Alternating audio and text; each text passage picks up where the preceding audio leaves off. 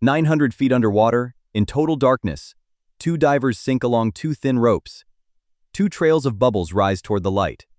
Then, without warning, one trail stops. No struggle, no signal, just silence. The man below wasn't an amateur. He was the greatest cave diver alive. Over 4,000 dives, almost no fear. The man who wrote the rules of safety. And in his final moments that day, he made one last decision. A decision so calm, so selfless, experts still can't fully explain it. He wasn't trying to save himself. He was trying to save everyone else. This is the story of Sheck Exley, the legend who conquered the deep, and the haunting choice he made down there. To understand that choice, we have to go back to the beginning, to a teenage boy and his little brother. Because long before the world records, Sheck learned what the water can take. He started diving at just 16. By 23, he'd logged 1,000 cave dives, the first human ever to do it. Nobody understood the underwater world like him. But Sheck wasn't reckless. He was the exact opposite. He became obsessed with one thing: making sure divers came home alive. He helped build the safety systems that cave divers still use today.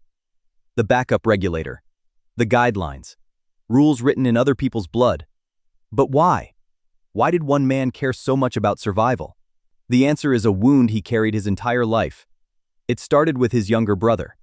When they were young, Sheck and his brother loved the water more than anything. One day, at a place called Wakulla Springs in Florida, they were diving together, pushing limits the way fearless young divers do, holding their breath, going deeper. But that day, the water didn't let his brother come back up. Sheck tried everything to save him. It wasn't enough. He watched the person he loved most slip away beneath the surface. That loss never left him. But instead of running from the water, Sheck did something unexpected. He turned his grief into a mission. If the deep had taken his brother, he would master it and make it safer for everyone who came after. And master it, he did. Cave diving is one of the most dangerous things a human can do. You're sealed inside flooded tunnels, with no quick escape to the surface. The pressure alone can crush you as you sink deeper. And then there's something stranger: nitrogen narcosis. Deep underwater, the gas you breathe starts acting like a drug. Divers get dizzy, confused, almost drunk hundreds of feet from air. Many never wake up. But Sheck was different. His body resisted that narcosis like almost no one else's. He stayed clear-headed at depths that knocked other divers out cold. In 1970, he watched two record chasers black out and die below him. He pushed past 460 feet on plain air, trying to reach them, and even he couldn't go deeper. That's how brutal the deep is. Over the years, Sheck rewrote what was humanly possible. He became the first person in history to dive below 800 feet on scuba, something fewer than 24 people have ever done.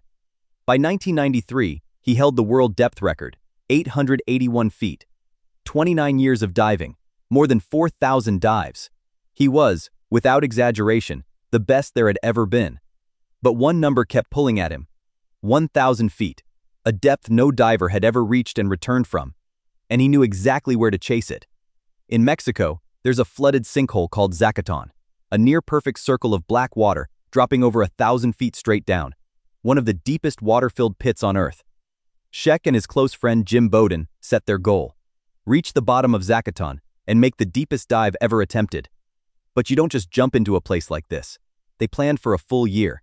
They assembled a team they trusted with their lives, including Bowden's wife and Sheck's ex-wife, both expert divers themselves. They staged dozens of air tanks along the route. They mixed special gases, helium, oxygen, nitrogen for different depths. Going down would take about 12 minutes. Coming back up safely? Close to 10 hours.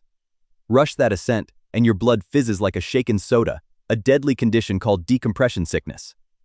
April 6, 1994. The morning was calm and hopeful.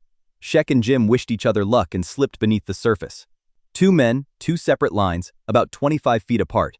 The water was so dark they couldn't even see each other. Each man was completely, utterly alone. Down they went, 500 feet, 700 feet.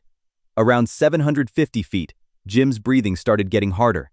By 900 feet, he realized he was burning through his air too fast. He'd reached about 925 feet, a new world record, but he was in danger. He made the hardest call of his life: turn back and start the long climb up. On Sheck's line, far below, something had gone very wrong. Up at the surface, the team watched the bubbles. Two streams rising through the water proof both men were still breathing. Then, about 18 minutes in, one stream simply stopped. Sheck's bubbles were gone. His ex-wife Mary Ellen threw on her gear and dove down to find him. She descended into the dark, searching, praying. But there was no sign of Sheck anywhere. Instead, she saw something drift up out of the blackness. Two small laminated cards, floating gently toward her. They were Sheck's dive plans pages he'd never let go of while alive. In that moment, she knew. The greatest diver in the world was gone. 3 days later, the team finally recovered his body, and what they found is the part nobody expected. Sheck had reached around 906 feet deeper than almost any human ever. Somewhere down there, in the crushing dark, something had started to fail. Most divers, in their final panicked seconds, thrash and fight. Sheck did the opposite. He had calmly looped the line around himself and wrapped it tight around his own tank valves. Why would a dying man do that? Because Sheck knew exactly what would happen next. If his body drifted off into that abyss, someone, maybe his friends, maybe his ex-wife, would risk their own lives trying to recover him. So with his last clear thoughts, nearly 1,000 feet down, the father of dive safety made one final safety decision. He tied himself to the line so no one else would die for him. The man who'd lost his brother to the water spent his final moments protecting the people he loved. So what actually killed him? Experts believe it was likely HPNS, high-pressure nervous syndrome. Past 500 feet, with helium in your gas, your nervous system can rebel. Your hands shake, your muscles weaken, your mind starts to slip. Sheck had felt it once before, in South Africa, and barely escaped. At 45 years old, that razor-thin margin finally ran out. After Sheck, almost no one dared chase the bottom of Zacatón again. People always ask why anyone would risk this. The same reason people climb Mount Everest or leap from planes to stand somewhere no human ever has. Sheck Exley reached places almost no one will ever see. But his greatest record isn't a depth.